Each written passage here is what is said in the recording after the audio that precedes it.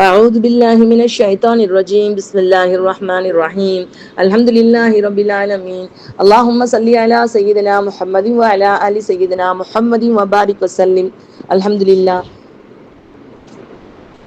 அல்லாஹ் சுப்ஹானஹு தஆலாவின் அளப்பெரும் கிருபை ரஹ்மத் கொண்டும் என் பெருமானார் முஹம்மது முஸ்தபா ரசூலுல் கரீம் ஸல்லல்லாஹு அலைஹி வஸல்லம் அவர்களுடைய துஆ பரக்கத் கொண்டும் ஆரம்பம் செய்கின்றேன். அஸ்ஸலாமு அலைக்கும் வரஹ்மத்துல்லாஹி வபரகாத்துஹு. أعوذ بالله من الشيطان الرجيم بسم الله الرحمن الرحيم الحمد لله رب العالمين الرحمن الرحيم مالك يوم الدين சதகல்லாஹுல் அலியுல் அலீம். அல்ஹம்துலில்லாஹ். இன்னைக்கு நம்ம இன்ஷா அல்லாஹ் அல்லாஹ்வுடைய வல்லமையை பத்தி கொஞ்சம் நினைச்சு பார்ப்போம்மா. ஏன்னா நம்ம எல்லாருக்குமே எப்படி நினைக்கிறோம்னா, அல்லாஹ்வே ரொம்ப வருத்தப்பட்டு சொல்றான், வமா கதருல்லாஹ ஹக்கா கதிரி அப்படிங்கிறான். அதாவது அல்லாஹ்வை எவ்வளவு தூரம் நம்ம பெருமைப்படுத்தணுமோ அந்த மாதிரி நம்ம பெருமைப்படுத்தல, எவ்வளவு தூரம் அவனுடைய சக்தியை உணரணுமோ அந்த மாதிரி உணரல, அல்லாஹ்வுக்கு கொடுக்க வேண்டிய கண்ணியத்தை நம்ம கொடுக்கல. இது அல்லாவே குரான்ல சொல்றான். ஏன் அப்படின்னு சொன்னா, நம்ம அவனை பத்தி அதிகமா சிந்திக்கிறது இல்லம்மா. அல்லாவோட விஷயத்தை பத்தி நம்ம அதிகமா, அவன் எப்படிப்பட்டவன், அவனுடைய வல்லமை என்ன, அவன் எவ்வளவு செய்யக்கூடிய ஆற்றல் மிக்கவன் நம்ம தெரியறது இல்லை. ஆனா சஹாபாக்கள் அப்படி இருக்கலம்மா. பெரும்பாலும் என்ன கேட்டுட்டு இருப்பாங்களாம், அல்லாஹ் எப்படிப்பட்டவன், அல்லாவுடைய ஆட்சி எப்படிப்பட்டது, இப்படியே கேட்டுக்கொண்டிருக்கக்கூடிய சஹாபாக்கள் மலக்குகளும் அப்படிதான் இருப்பாங்க. எல்லாருமே அல்லாவுடைய வல்லமை தெரிஞ்சு கொள்ளக்கூடிய ஆர்வமா இருக்கு. நம்ம இன்னைக்கு என்ன பண்றோம்னா, நம்மளுடைய வல்லமை, ஆட்சி, அதிகாரம், அவன் அந்த போஸ்ட் இந்த போஸ்ட், அவங்களுக்கு கொடுக்குற மரியாதையை கூட நம்ம அல்லாஹ்க்கு கொடுக்கறது இல்லை. கொடுத்திருந்தா கண்டிப்பா நம்ம இன்னும் கொஞ்சம் ஆர்வமா இந்த உலகத்துல நம்ம மறுமைக்கான ஒரு நல்ல ஒரு சேகரமா நம்ம ஆக்கியிருந்திருப்போம் இன்ஷா அல்லாஹ். அல்லாஹ் சுப்ஹானஹு வ தஆலாவுடைய வல்லமைய மலக்கு மீகாயில் அலைஹிஸ்ஸலாம் அவங்க பார்க்கணும்னு ஆசைப்பட்டாங்க. என்னன்னா அவனுடைய படைப்பு, அதாவது அல்லாஹ் எவ்வளவு வானங்கள் எல்லாமே படைச்சிருக்கு, நம்ம கற்பனை கூட பண்ண முடியாது, அவ்வளவையும் அல்லாஹ் படைச்சிருக்கிறான். அப்ப இது எல்லாத்தையும் பார்க்கணும் அப்படின்னு சொல்லிட்டு மீகாயில் அலைஹிஸ்ஸலாம் அவங்க ஆசைப்படுறாங்க. அப்ப அல்லாஹ் கிட்ட கேட்கிறாங்க, யா அல்லாஹ், எனக்கு உண்ட அர்ஷம் எல்லாம் சுத்தி பார்க்கணும்னு ஆசையா இருக்கு, யா அல்லாஹ், எனக்கு அதை எனக்கு சுத்தி காமிக்கிறியா யா அல்லாஹ், பார்க்கிற சக்தி கூடியா அல்லாஹ். அப்ப அல்லாஹ் சொல்றான், மீகாயில் அலைஹிஸ்ஸலாம் மலைகளுடைய மலக்கு, மலைகள் எல்லாம் நிலைப்படுத்தக்கூடிய பொறுப்பு அல்லாஹ் அவங்கள்ட்ட தான் படைச்சிருக்கிறான். அப்ப எவ்வளவு வலிமையானவங்களா இருப்பாங்கம்மா. ஒரு அவ்வளவு பெரிய ஹிமாலயாஸ்ல இருந்து அவ்வளவு மலையும் நிலைப்படுத்தக்கூடிய பொறுப்பு அவங்கள்ட்ட கொடுத்திருக்கான் அல்லாஹ்னா அவங்க எவ்வளவு வலிமையா இருப்பாங்க. அல்லாஹ் சொல்றான், இந்த நிலையில உங்களால பார்க்க முடியாது மீகாயிலே, வேணா 10,000 ரெக்கைகளை உங்களுக்கு நான் கொடுக்குறேன், நீங்க அதை வச்சு சுத்தி பார்த்துட்டு வாங்க அப்படின்னு சொல்றான். உடனே என்ன செய்யறாங்க, 10,000 ரெக்கைகளை வச்சுட்டு மீகாலும் சுத்தி சுத்தி பாக்குறாங்க. முடியவே இல்லை அவங்களால, கொஞ்சம் தூரம் கூட போக முடியல, பார்க்க முடியல. 10,000 ரெக்கையும், அது மலக்கள் ரெக்கை எப்படி பெருசா இருக்குமா. அதாவது ஜிப்ரீல் அலைஹிஸ்ஸலாமுடைய ரெக்கையை பத்தி நமக்கு ஹதீஸ் சொல்லுதுமா, அவங்க அந்த ரெக்கை முழு ரெக்கையோடு நபி ஸல்லல்லாஹு அலைஹி வஸல்லம் அவங்களை பார்த்த பொழுது வானம் பூமி அப்படி மூடிக்கொண்டதான் அந்த ரெக்கை, அவ்வளோ பெரிய ரெக்கைகள். அப்ப என்ன பண்ணிட்டாங்க, அப்படியே கீழே விழுந்துட்டாங்க. அப்படியே சின்ன பறவை குஞ்சு எப்படி சுருங்கி போய் விழுகுமோ அந்த மாதிரி கீழே விழுந்துட்டாங்க. நம்ம கூட்டுல இருந்து கீழே விழுகிற பறவை குஞ்சு மாதிரி விழுந்துட்டாங்க. அல்லாஹ்ட்ட கேட்கிறாங்க, அல்லாஹ் இன்னொரு தடவை சக்தி கொடுக்குறியா அல்லாஹ், நான் மறுபடியும் நான் போய் பார்க்கணும்னு ஆசையா இருக்கு, எனக்கு உன்னுடைய வல்லமையை தெரிஞ்சுக்கணும்னு ஆசையா இருக்கு அப்படின்னு கேட்கிறான். அல்லாஹ் மறுபடியும் 10,000 ரெக்கைகள் அல்லாஹ் கொடுக்குறான். இந்த விஷயம் ரூஹுல் பயான் தப்சீர் ஆசிரியருடைய தப்சீர்ல இருக்குதுமா. அதாவது அந்த தப்சீர் கிதாப்ல வருது. மறுபடியும் 10,000 ரெக்கைகளை கொண்டு மறுபடியும் பறக்குறாங்க. மறுபடியும் பறந்து போய் பறக்குறாங்க பல காலம். ஆனா எங்க கிளம்பணும்னு தெரியல, எங்க முடிஞ்சுன்னு தெரியல. மறுபடியும் சுருங்கி போய் அப்படியே அர்ஷுக்கு கீழே விழுந்துட்டாங்க. மறுபடியும் 3வது முறையும் கேட்கிறாங்க, யா அல்லாஹ், இன்னும் ஆசையா இருக்கு, எனக்கு உன்னுடைய எல்லா தர்பாரையும் பார்க்கணும்னு ஆசையா இருக்கு அப்படி சொல்லிட்டு. உடனே அல்லாஹ் என்ன பண்றான், மறுபடியும் சக்தியை கொடுக்குறான் அல்லாஹு தஆலா. மறுபடியும் போறாங்க, மறுபடியும் கீழே விழுகிறப்ப இதுக்கு மேல கேட்க முடியாதுன்னு அவங்களுக்கு தெரிஞ்சிருச்சுமா. அப்படியே கீழே விழுந்தவங்க சஜிதால விழுந்து சொன்னாங்க, முதல்ல அந்த திக்ரு அப்பதான் சொல்லப்பட்டது, சுபஹான ரப்பியல் அலா. நம்ம சஜிதால சொல்றோம் இல்லம்மா, இந்த திக்ரை முத சொன்னவங்க அவங்கதான்.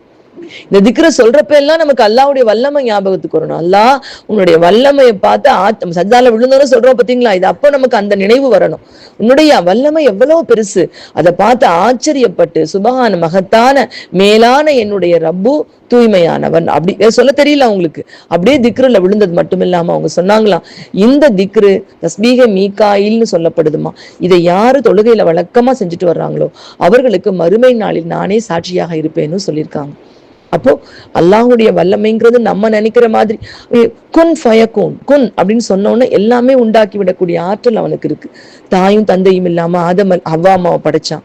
தாய் இல்லாம தந்தை இல்லாம தாய் மூலமா மட்டும் ஈசா நபி அலைஹிஸ்ஸலாம் அவங்களை அல்லாஹு தஆலா உருவாக்குனான். அவனுடைய வல்லமைக்கு அளவே கிடையாதுமா. அவனுடைய வல்லமையை உணரக்கூடிய, ஏன்னா இதெல்லாம் அல்லாஹ் எதுக்காக படைச்சிருக்கான். அல்லாஹ் சொல்றான், மர்ஜில் பஸர கர்ரத்தைன் யன்கலிபு இலைக்கல் பஸரு ஹாசியம் வஹுவ ஹஸீர்ங்கிறான் அல்லாஹ். நம்ம செய்யாததை சொல்லி காமிக்கிற வானத்தை பாருங்கிறான். ஒரு தடவை பாரு, மறுமுறை திரும்பி பாரு. உன் பார்வை களைத்து உண்டம் திரும்புமே தவிர அதில் ஏதாவது கோளாறை உன்னால் காண முடியுமா? அதாவது ஒரு பிரச்சனை, ஒரு வீட்டை கட்டுறோம், 5 வருஷம் கழிச்சு பார்த்தா அதுல ஓட்டை விழுந்திருக்கு. ஒரு 2 வருஷத்துலயே, ஒரு வருஷத்தை விட ஓட்டை இப்ப விழுக ஆரம்பிச்சிருது. கஷ்டப்பட்டு லட்சக்கணக்கான ரூபாய் கட்டி முடிக்கிறோம், நம்ம பகுதியில ஃபுல்லா தரை இறங்கிடுது.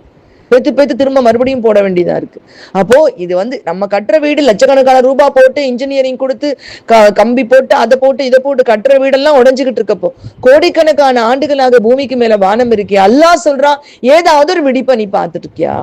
உன்னுடைய கண்கள் கலைக்குமே தவிர உன்னால பண்ண முடியாது. ஏன்னா நம்ம பாக்குற எல்லாமே முதல்ல உண்மை இல்லம்மா, அதுவுமே அல்லாஹ்வுடைய வல்லமை.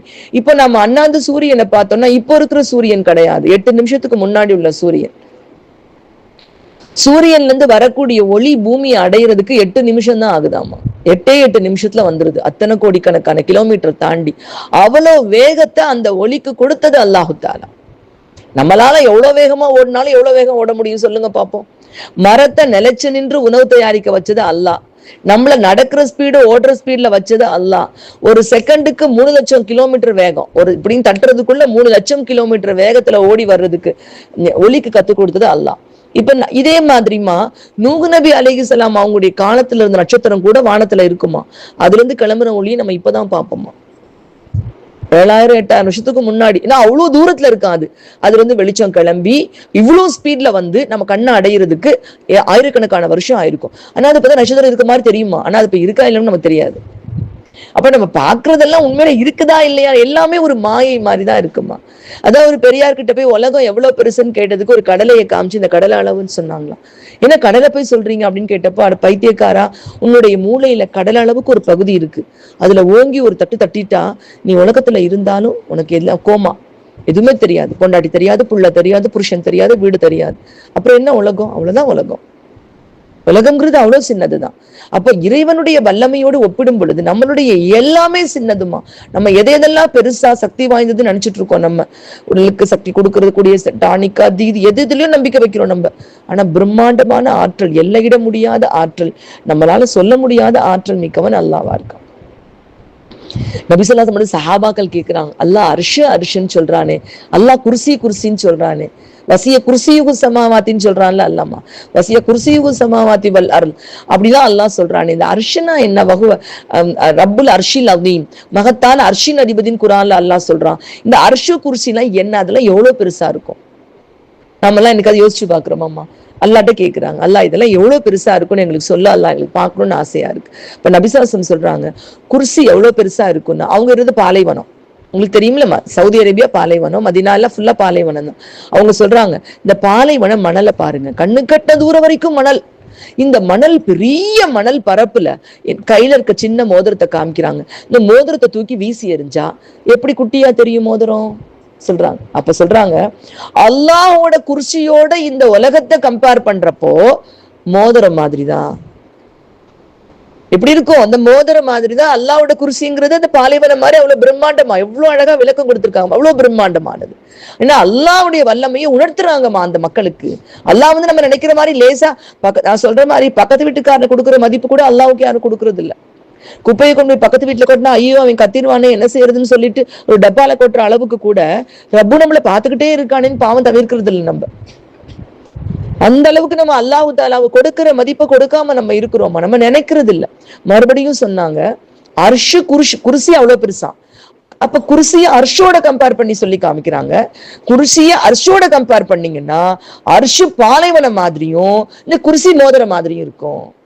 அப்படின்னா அர்ஷி எவ்வளவு பெருசா இருக்கும் நீங்க யோசிச்சு பாருங்க. நமக்கு ஆசையா இருக்குல்லம்மா, ஒரு நாளைக்கு எனக்கே சில நேரத்துல யாரெல்லாம் நான் இந்த மக்களுக்கு எங்கெங்கயோ விமானத்துல போறாங்க, நிலால போய் இறங்குறாங்க, எனக்கு உங்களை படைப்பை பார்க்கணும் ரொம்ப ஆசையா இருக்கு. சில நேரங்கள ஆசை வரும், நம்மளுக்கு ஏலாட்டியும் நான் நிச்சயம் அல்லாஹ் அதை பார்க்க வைப்பாங்கன்னு நம்பிக்கை இருக்கு. எப்படியாவது அதாவது அந்த படைப்பெல்லாம் ரசிக்கணும், பார்க்கணும். ஆனா எவ்வளவு பெரிய பிரம்மாண்டம், எப்படி இதெல்லாம் கட்டுக்கோப்பா கொண்டு போக முடியுது? அதுதான் ரொம்ப ஆச்சரியம். ஒரு ஃபிளைட்ல வந்துட்டு இருக்காங்க. ஹசரத்து கிட்ட ஒரு டாக்டர் உட்காந்துருக்காரு. பேசுறப்போ அவர் இருதய டாக்டர். ஏன்னா முன்னாடி டாக்டர்ஸ்க்கு எப்பவுமே முன்னாடி வந்து இது போட்டுருவாங்க, ஏன்னா அவசரத்துக்கு கூப்பிடுறதுக்காக பொட்டிடுவாங்க ஃபிளைட்லேயே. இருதய டாக்டர் உடனே பேசிட்டு இருக்காங்க, 2 பேரும் பேசிட்டு இருக்காங்க.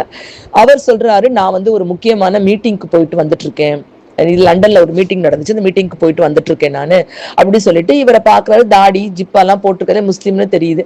அவரா சொல்றாரு, எனக்கு இந்த கடவுள் மேல நம்பிக்கை கிடையாது, எனக்கு இந்த கடவுள் அது என்னது கடவுள்னு ஒண்ணு சக்தியா, அது எங்கேயோ இருக்குதா, கண்ணுக்கு தெரியுற சில மேலே நான் நம்பிக்கை வைக்க மாட்டேன், நீங்க என்னமோ கண்ணுக்கு தெரியாத அல்லான்னு சொல்லிட்டு நம்பிக்கை வச்சுட்டு இருக்கீங்க, அதுல எல்லாம் எனக்கு அவ்வளவா நம்பிக்கை கிடையாது அப்படின்னு சொல்லிட்டு சொல்றாங்க. சொன்ன உடனே அப்போ வந்து அவ கண்ணுக்கு தெரியாத அல்லா எங்க இருக்கு. உடனே அவர் என்ன சொல்றாரு, ஹஜரத் பேசாம அவர் ஹஜரத் அப்ப கேக்குறாங்க, நீங்க இருதய டாக்டர் தானே? ஆமா, நான் இருதய டாக்டர் தான். டாக்டர், நீங்க வந்து நிறைய உயிர் போறக்கூடியவங்களை நிறைய பேர் காப்பாத்திருப்பீங்களா? ஆமா, அதுதானே எங்களோட வேலை, ஹார்ட் அட்டாக் மாதிரி வருவாங்க, நாங்க தான் காப்பாத்துறோம். அப்படிங்களா டாக்டர்? அப்ப சில பேரை நீங்க காப்பாற்ற முடியாமையும் போயிருக்குது இல்ல? ஆமா, காப்பாற்ற முடியாமையும் தான் போயிருக்கு அப்படின்னு சொல்றான். சொன்ன உடனே அப்ப கேக்குறாங்க, நீங்க ஏதோ ஒண்ணு காப்பாத்துறேன், ஏதோ ஒண்ணு காப்பாற்ற முடியாம போச்சுன்னு சொல்றீங்களே, அந்த உயிரை எங்களெல்லாம் விட பக்கத்துல நீங்க தானே பார்க்க முடியும், பாத்திருக்கீங்களா நீங்க அப்படி சொல்லி கேட்கிறாங்க.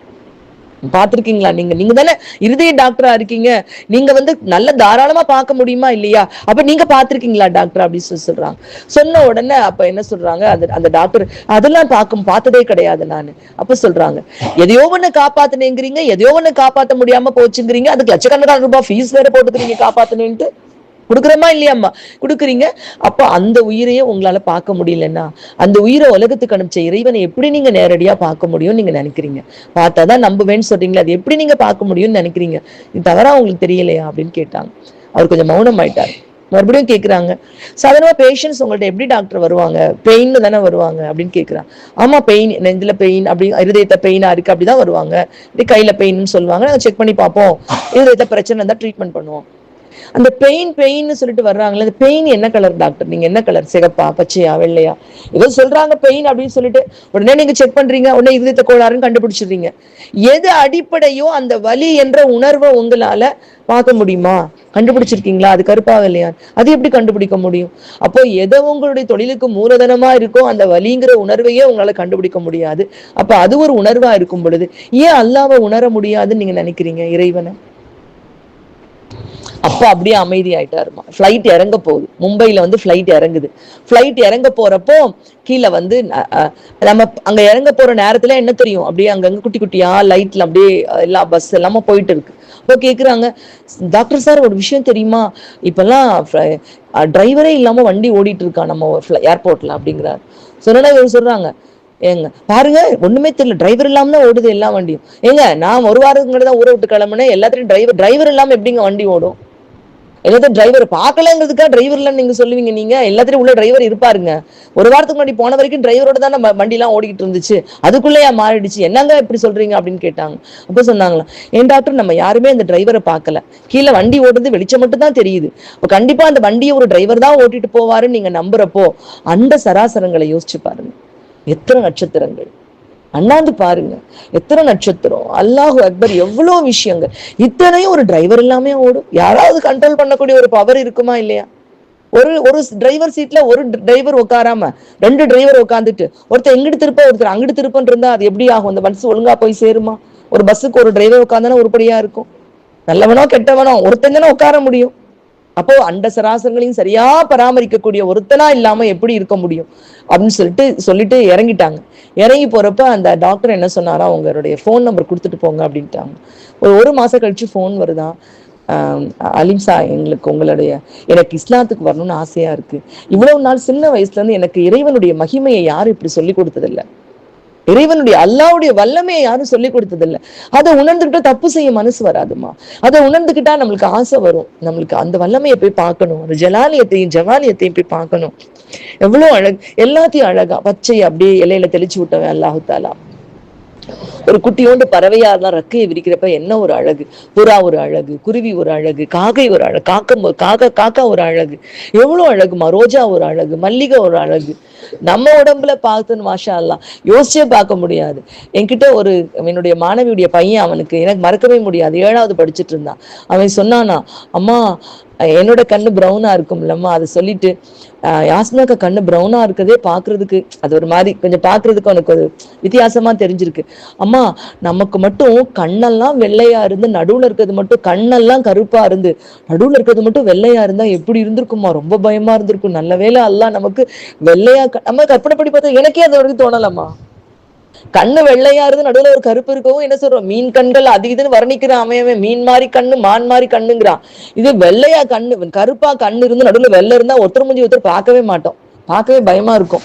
அப்ப எல்லாத்தையும் அல்லாஹ் பார்த்து பார்த்து பார்த்து பார்த்து படைச்ச ரப்புல் ஆலமீன் அவனுடைய வல்லமை நிகரற்றதுமா, யாரோடையும் கம்பேர் பண்ணவே முடியாத அளவுக்கு வல்லமை அல்லாஹ் ரப்புல் ஆலமீனோட. அபூ ஹனீஃபா ரஹ்மத்துல்லாஹி அலைஹி அவங்கள ஒருத்தவங்க கூப்பிட்டாங்களாம். என்னன்னா, இறைவன் இல்ல அப்படிங்கிற ஒரு குரூப் வாதிடுறதுக்கு கூப்பிடுறாங்க. காலைல கரெக்டா 10 மணிக்கு, நான் உதாரணத்துக்கு சொல்றேன், 10 மணிக்கு மீட்டிங், எங்களோட வாதிடுங்க. அவர் பெரிய அறிவாளின்னு தெரியும், அவரை பொய்யாக்கிட்டா இஸ்லாமிய நம்பிக்கையே உடைச்சிடலாம், அப்படி பண்ணிடலாம் இல்லம்மா, உடனே நீங்க வாங்க அப்படின்னு கூப்பிடுறாங்க. அபூ ஹனீஃபா ரஹ்மத்துல்லாஹி அலைஹிவும் கரெக்டா 10 மணிக்கு போக வேண்டியவங்க 12 மணிக்கு போறாங்க. அவங்க வெயிட் பண்ணி கோபத்துல கொந்தளிச்சுட்டு இருக்காங்க. டக்குன்னு போய் இறங்கணும்னா, என்ன நீங்க இப்படியா இருப்பீங்க, ஒரு பங்க்சுவாலிட்டி இல்லையா உங்களுக்கு, ஒரு மீட்டிங் கூப்பிட்டுருக்கோம், நாங்கெல்லாம் எவ்வளவு நேரம் வெயிட் பண்ணிட்டு இருக்கோம், நீங்க வரல, மன்னிச்சிருங்க, வழியில ஒரு பெரிய ஒரு விஷயம் நடந்துருச்சுங்க, அதனாலதான் வர முடியல. என்ன விஷயம், வழியில ஒரு ஆறு இருந்துச்சு, எனக்கு எப்படி ஆத்த கடக்குறதே தெரியல, டக்குன்னு பாத்துக்கிட்டே நின்றேன், மரம் தன்னால கீழே விழுந்துச்சு, மடமடமடன் பலகையாயி சரசரசரன்னு எல்லாம் ஒன்னா கூடி ஒரு படகாச்சு, ஒரு துடுப்பாச்சு, ஏறி உக்காந்தே துடுப்பு தன்னால படப்படப்படன்னு துடுப்பு போட்டுக்கிருச்சு, அப்படியே கரையை சேர்ந்து வர்றது கொஞ்சம் லேட் ஆயிடுச்சு, மன்னிச்சுக்கோங்க. சிரிக்க ஆரம்பிச்சிட்டாங்க. என்னடா அது, விவாதத்துக்கு கூப்பிட்டா பைத்தியக்காரன் அனுப்பி வச்சிருக்காங்கன்னு சொல்லிட்டு, எங்க ஒரு பைத்தியமா இதுனுங்க, மரம் தன்னால விழுந்துச்சு, தன்னால பலகையாச்சு, தன்னால படகாச்சு, தன்னால துடுப்பாச்சு, தன்னால வந்துச்சுன்னு சொல்றீங்க அப்படி சொல்றப்ப அவங்க கேட்டாங்களாம், எங்க நீங்க வானம் தன்னால உண்டாச்சு, நட்சத்திரம் தன்னால உண்டாச்சு, பூமி தன்னால உண்டாச்சு, மனுஷன் தன்னால உண்டாயிட்டா கடவுளே இல்லைன்னு சொல்றப்போ ஒரு மரம் படகாகாதா அப்படின்னு கேட்டாங்களாம். அங்கேயே வாயடிச்சு அத்தனை பேரும் களிமா சொல்லிட்டு போயிட்டாங்க. அப்படி மற்றவர்களுக்கு ஈமான உணர்த்துறது கூட அல்லாஹ்வுடைய வல்லமையை சொல்லும் பொழுது உணர முடியுமா, ரொம்ப அற்புதம். இதை படைச்சதும் அற்புதம்மா. நீங்களும் நானும் நானா இருக்கிறோமேம்மா, இது எப்படி தெரியுமா நடந்துச்சுமா, அதாவது ஒரு செகண்ட் இது இருக்குல்லம்மா, இந்த ஒரு செகண்ட் இந்த சட்டத்தை 10 லட்சமா பிரிச்சோம்னா அதுல ஒரு குட்டியோண்டு செகண்ட்ல அல்லாஹ் அந்த ஒரு போசான் அப்படிங்கிற ஒரு துகளை வெளியாக்கியிருக்கான். அதுதான் நம்மளுடைய இந்த உடம்பு, நமக்கெல்லாம் இன்னைக்கு உடம்பா நம்ம இருக்கிறது, கையில இருக்க போனா இருக்கிறதுக்கு, சேரா இருக்கிறதுக்கு காரணமா. அப்போ அல்லாஹ் நாடுனா ஒரு செகண்ட 10 லட்சமா பிரிச்சு அதுல ஒரு துளியில கொடுத்ததுலதான் நீங்களும் நானும் இந்த உருவம் கிடைக்கிறதுக்கான ஒரு சக்தி வெளியாக்கியிருக்கான் அல்லாஹ்னா, அல்லாஹ் அதை எடுக்கிறதுக்கு எவ்வளவு நேரம் ஆகும்? அதான் அல்லாஹ் சொல்றான், கண் முன்னாடி கண் இமைக்கும் நேரத்தில் கியாமத் வந்து விடுங்கிறாங்க. கண்ணிமிக்கும் நேரம், அல் காரியத்து மல் காரியா வமா அதுராக மல் காரியா யௌம யகூனுன் நாசு கல் ஃபராஷில் மபதூஸ் வ தகூனுல் ஜிபாலு கல் இஹ்னில் மன்ஃபூஷ். அப்படியே மனுஷங்கள ஈசல் மாதிரி ஆயிடுவாங்களாம், பீஸா அப்படி இல்ல, நம்மள பிணைச்சு வச்சுக்க சக்தி போயிடுச்சுன்னா அப்படி துண்டா இல்ல, கண் முன்னாடி அப்படியே உலகம் அப்படியே தூளா மலையெல்லாம் அப்படி பஞ்சு பஞ்சா பறந்து எல்லாம் அழிஞ்சு ஒண்ணும் இல்லாம போயிடும். சரி, ஒண்ணும் இல்லாம போகுது, மறுபடியும் உருவாக்குறதும் அவனுக்கு ஈஸி. அல்லாஹ் சுப்ஹானஹு வ தஆலா மறுபடியும் உருவாக்கிட்டு நம்மள உயிர்களை மட்டும் நம்மள அனுப்புவான், உடம்பு இருக்காது நமக்கு. அப்ப உயிர்களா அல்லாஹ் நம்மளை கூப்பிடுவான், யாஸ்மின் கூப்பிடுங்க, ஃபாத்திமா வாங்க, ஐஷா வாங்க, எல்லாரும் வாங்க அப்படி கூப்பிடுவான். எல்லாரும் போய் நிற்போம், கேட்பான் அல்லாஹ் உலகத்துல என்ன பண்ணீங்க, அல்லாஹ் நான் நல்ல பிள்ளையா அல்லாஹ் நான் ஒன்னும் தப்புலாம் ஒன்றும் பண்ணல, சின்ன பிள்ளை மாதிரி சொல்லுவோம்மா, நம்ம தப்புலாம் ஒன்றும் பண்ணல. அப்படியா, ஒரு நிமிஷம், அல்லாஹ் போய் உன்னுடைய சாட்சியை கூட்டிட்டு வா, எனக்கு என்ன சாட்சி இருக்கு, நிறைய பாவம் நான் பண்ணது சாட்சியே இருக்காது, எனக்கு யாரு சாட்சி சொல்லுவாங்க அப்படின்னு நினைக்கலாம் மனுஷன் உயிர்கள். உடனடியா அல்லாஹ் என்ன சொல்லுவானா, எனக்கு ஒரு விதை உங்களுக்கு ஒரு விதை, அல்லாஹ்வுடைய வல்லமைமா. இன்னைக்கு சயின்ஸ் சொல்லுதுமா, நம்முடைய உடல் உறுப்புகளை எவ்வளோ பெரிய ஆசிட்ல போட்டு உருக்குனாலும் முதுகெலும்புக்கு கீழே காக்கிஸ் போன் அப்படின்னு ஒரு முக்கோணத்தை சின்ன ஒரு எலும்பு இருக்கு, அதை அழிக்கவே முடியலையாமா.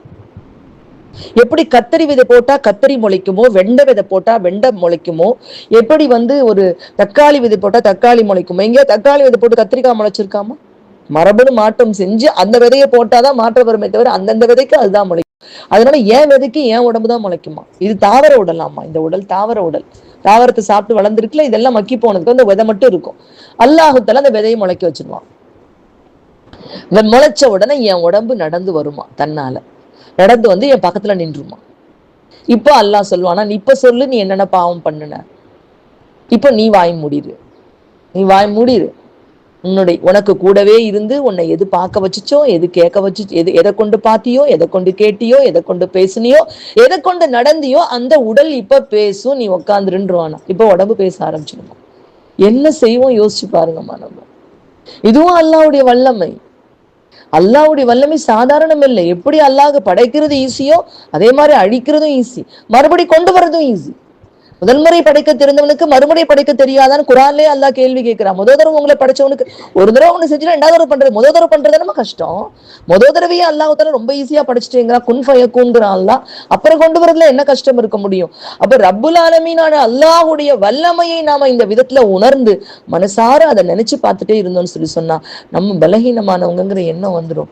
அல்லாஹ் யா அல்லாஹ் கிருபையில நாயனே, இந்த அற்புதமான ரமலானுடைய பொருட்டால் பலகீனர்களாகி எங்களை மன்னித்து விடு ரஹ்மானே. யா அல்லாஹ் உன்னுடைய வல்லமையை சரியான முறையில் நினைக்க தவறியதற்காக எங்களை மன்னித்து விடியா அல்லாஹ். நீ வல்லமையான, நீ வாக்குறுதி மாறாதவன் யா அல்லாஹ். யா அல்லாஹ் இந்த புனிதமிகு ரமலானின் பொருட்டால் உன் வல்லமையையும் மகிமையையும் கிருபையையும் நாங்கள் எப்போது மனதில் இருக்க அருள் செய் ரஹ்மானே. யா அல்லாஹ் உன்னுடைய ஜலாலியத்தையும் ஜமாலியத்தையும் உன்னுடைய ரகசியத்தையும் சிறையும் யா அல்லாஹ் நாங்கள் மனக்கண் கொண்டு குறையில்லாமல் பார்க்கக்கூடிய பாக்கியசாலிகளாக மறுமைக்கு வர அருள் செய் ரஹ்மானே. அந்த பாக்கியத்தை எங்களை விட்டு தடுத்து விடாதே ரஹ்மானே. ஆமீன் ஆமீன். வாஹிர் தஅவானா அல்ஹம்துலில்லாஹி ரப்பில் ஆலமீன் பிரஹ்மதிக யா அர்ஹமர் ராஹிமீன். அஸ்ஸலாமு அலைக்கும் வரஹ்மத்துல்லாஹி வபரகாத்துஹு.